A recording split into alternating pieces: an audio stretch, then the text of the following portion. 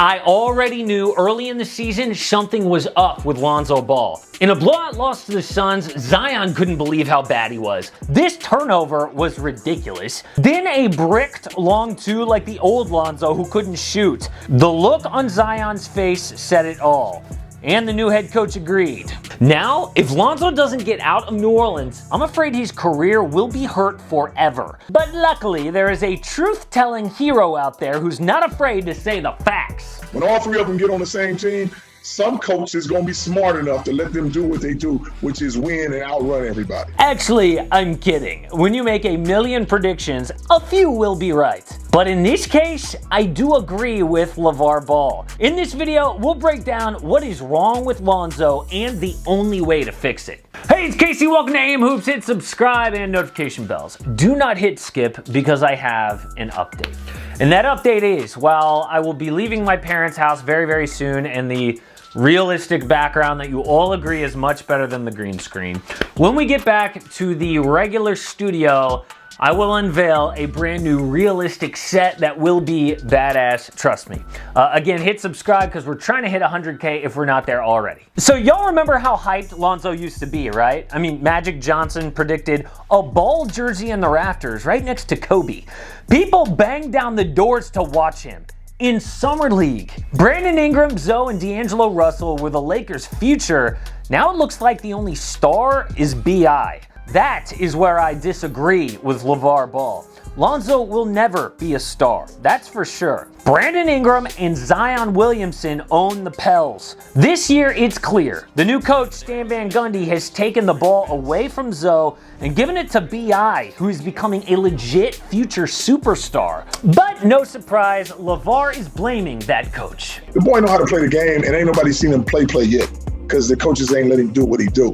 And I see what's going on with some certain things and stuff, but I know what my boys can do. And it's like you guys are seeing a small sample. And it's just like, you know, Lonzo switching coaches. So you're getting switched up coaches and you're not healthy, and you finally get healthy. And it's different philosophies for different coaches. So it's like, hey, when the right one get him, they're going to see him explode to a whole different thing. Okay, that is total garbage. It is not the coach's fault that Lonzo is having a bad start to the season. It's up to Lonzo to adapt his game to his new role. Of course, the Pelicans should put the ball more in Brandon Ingram's hands. Again, he's looking like a superstar. What he's done is kept his exact same numbers from last year, basically, but upped his defense. And the best players in NBA history are two-way stars. LeBron James, Michael Jordan, Kobe Bryant, Kawhi Leonard. Lonzo needs to adapt his game to a lesser role, and so far, it's not working. Even LaVar would look at this and say, Things that make you go. Lonzo's best season was last year, fixing his shot at 38% from downtown, 7 boards, 7 assists per night. He was really bad in the bubble. Some said Zoe's season was a fluke. It looks like they're right, because so far this year, he's down to 39% from the field, 28% from 3, worse than his rookie season. New Orleans now has no choice but to trade Lonzo Ball. This is not a hot take just to get clicks, it's a real thing. Zoe and the team refused to agree to an extension this offseason. That means he'll be a free agent after this year. Now, they could agree to a new deal, yes, but the issue is Zoe's new agent, Clutch Sports. Not only do they have bad blood after Anthony Davis signed with Clutch and became a Laker, but Rich Paul lives up to his name, Rich.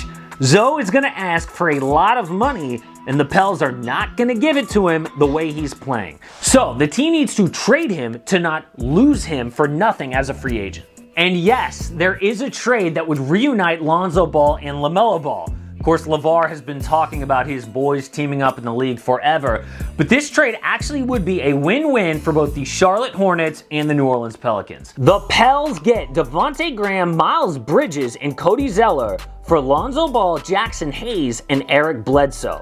This is an even realistic trade for both sides. We'll get to Zoe and what this would mean for him in a bit, but let's break down the entire trade. First, for New Orleans, Miles Bridges is super athletic and shines in transition. His shooting has gotten better every year, now 40% from deep on about 4 trays a night. He could be a starter in the future, but for now, he would be the perfect go-to bench scorer. Devontae Graham is a starter, but needs a change of scenery, just like Lonzo. He is an elite three-point shooter, exactly what the Pels need around Zion and Ingram. I admit, Graham is having a down year, but playing with JJ Redick will help. Cody Zeller is hurt, but he brings defense and an expiring contract. From the Hornets side, they get Eric Bledsoe as a vet on an expiring deal. They can either let that expire for cap space or flip him to a contender like the Clippers for more assets. Jackson Hayes fills their biggest need, a young center. He's a big man with size and flashes rim protection who could be a pick and roll partner with LaMelo and finish at the rim. But I'm convinced that Jackson Hayes with Lonzo is their best move if Zoe bounces back. And that is the point of this trade for Lonzo. He needs to turn around his season or it could ruin his career. In this trade, the Hornets would bank that motivation and a fresh start would work for Zoe. I mean, right now, his bad start to the season plus his horrible bubble performance have people thinking his 2020 season was fake. Zoe formed a reputation as an awful shooter to start his career as a Laker, and a lot of people still think of him as that guy.